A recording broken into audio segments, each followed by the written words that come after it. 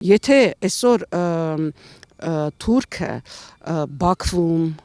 կամ նույն օկուպացված Արցախում կանգնում եւ արդեն հորջորջում է ինչ որ նոր չի հորջորջում, վաղուց է հորջորջում, բայց հիմա ավելի ակտիվ է հորջորջում ինչ որ արևմտյան Ադրբեջանի թեզ,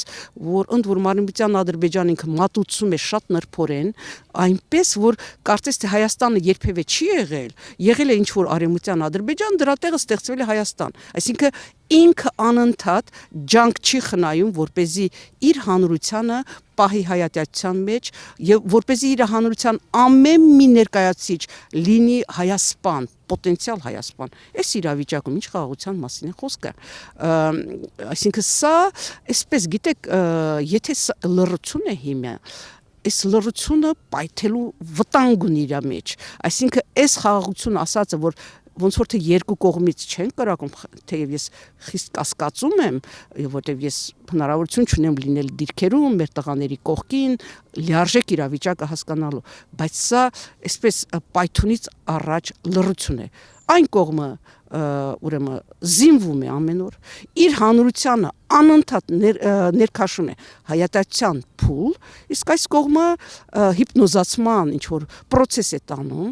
ժողովրդին զրկելով ինքնապաշտպանվելու անգամ հանգամանքից։ Իսկ ինքնապաշտպանությունը եւ Սումգայիթում էր կարեւոր, եւ Բաքվում էր կարեւոր, Կիրովաբադում շատ էր կարեւոր, այսինքն եթե նույն լղիմի պաշտպանություն ինքնապաշտպանական process էր, դա այսպես կամայական ուրեմն մարդկանց ներգրավմամբ ինքնապաշտպանական process էր, այլապես Սումգայիթից շատ արագ էր